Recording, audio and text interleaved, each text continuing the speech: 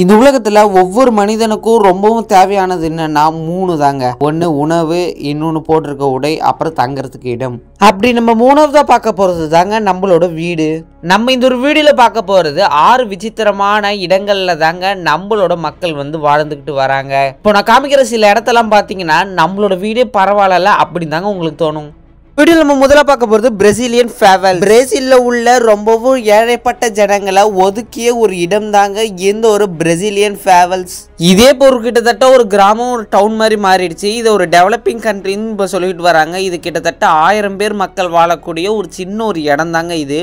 பிரேசிலில் நீங்கள் போய் பார்த்தீங்கன்னா ஒரு ஸ்லம் ஏரியா அப்படின்னு சொல்கிற மாதிரி தான் இந்த ஒரு இடத்த பார்ப்பாங்களா. கிட்டத்தட்ட 19th செஞ்சுரியில் கட்டின ஒரு இடம். இங்கே நிறைய ஆர்டிஸ்ட் இருக்காங்களாம். பிரேசிலில் தங்கக்கூடாது அப்படின்னு சொல்லி சில மக்கள் ஒதுக்கப்பட்டவங்க இங்கே வந்து தான் தங்குறாங்களாம். பார்த்தீங்களாங்க, எக்கச்சக்கமான வீடுகள் இங்கே இருக்குது. அதனாலே பார்த்தீங்கன்னா இங்கே இருக்கிற சில ஜனங்க திருடுவாங்க, கொலை செய்வாங்கன்னு சொல்லி அவங்க மேலே ஒரு வீண் பழி சுமத்தப்பட்டுக்கிட்டு இருக்கு. ஆனால் அப்படியும் சில மக்கள் இங்கே இருக்காங்க. இந்த ஊருக்கு டூரிசத்துக்காக வெளிநாட்டிலேருந்து நிறைய மக்கள் வந்து பார்ப்பாங்களாம். ஆனால் இந்த இடத்துல சில கைடுன்னு இருப்பாங்க. நீங்கள் அவங்கள தாங்க பிடிக்கணும். நீங்கள் நார்மலாக சுற்றி பார்க்கணும்னு நினச்சிங்கன்னா உங்களுக்கு ஆபத்து பின்னாடியே தொடர்ந்து வருமா.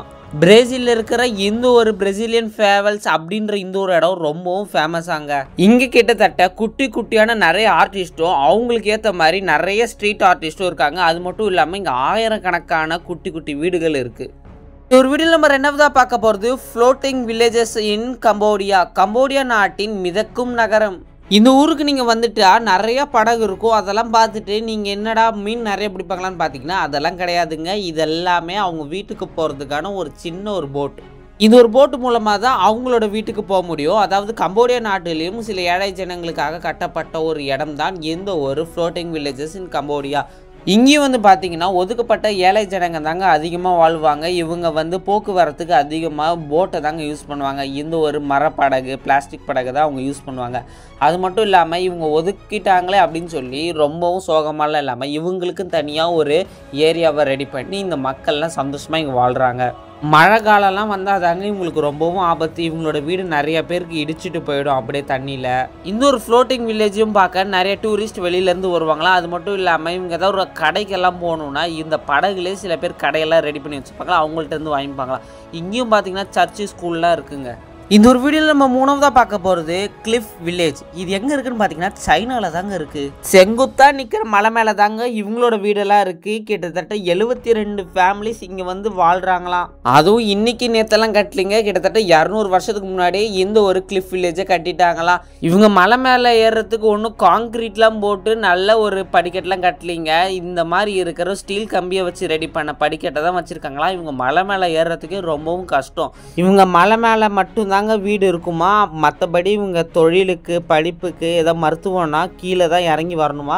அதுவும் ரொம்ப தூரம். இவங்க நடக்கிறதே பார்த்தீங்கன்னா பயந்து பயந்து தான் நடப்பாங்க. ஏன்னா ஸ்லிப் ஆச்சுன்னா உயிர் போயிடும். கிட்டத்தட்ட 2000 ராட் கம்பீஸை வச்சு இந்த ஒரு படிக்கட்டை ரெடி பண்ணியிருக்கு. அது மட்டும் இல்லாமல் இது கிட்டத்தட்ட 800 மீட்டர் அளவு ஹைட் இருக்குமா ஃப்ரம் த சீ லெவல்.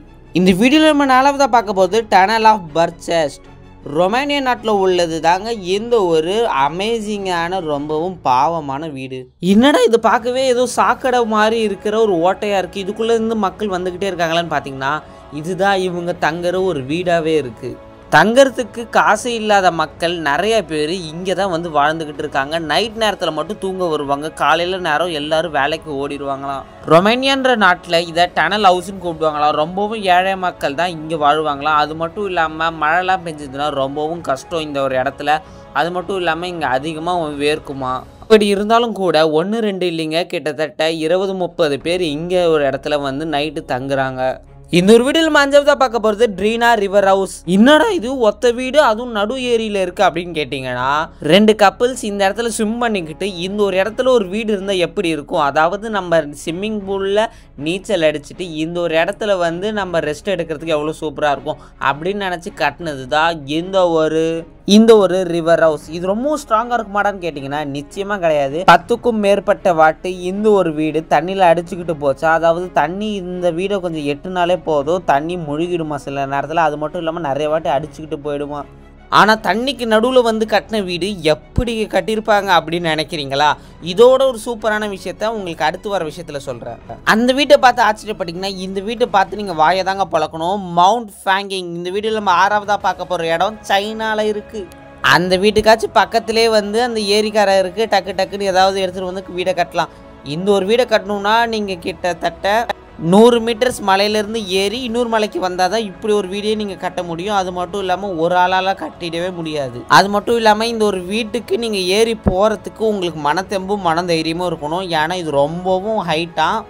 இங்கே ஒரு வீடு இருக்காது, மொத்தம் 2 வீடு இருக்கும். அந்த 2 வீடு இணைக்கிற மாதிரி நடுவில் ஒரு கனெக்டர் இருக்கும். அந்த கனெக்டர்லேருந்து நீங்கள் கீழே பார்த்தீங்கன்னா கொலைலாம் நடுங்கிடும். அவ்வளோ அளவு ஹைட்டாக இருக்கும் இந்த ஒரு இடம். ஆனால் அங்கேருந்து பார்த்தீங்கன்னா செம்மையாக இருக்கும் வியூ. நீங்கள் இன்ஸ்டாகிராமில் ஸ்டோரி ரீல்ஸ்லாம் எடுத்து போடலாம், வியூஸ் எல்லாம் பிச்சுக்கும். ஓகே வியூவர்ஸ், இன்னைக்கான வீடியோ முடிஞ்சிச்சு. வேறு ஏதாவது டாப்பிக்கில் வேணும்னா மறக்காம கமெண்ட்டில் கேளுங்க. இந்த வீடியோ பற்றி லைக் பண்ணுங்கள், ஷேர் பண்ணுங்கள். மறக்காம நம்ம சேனலை சப்ஸ்கிரைப் பண்ணுங்க.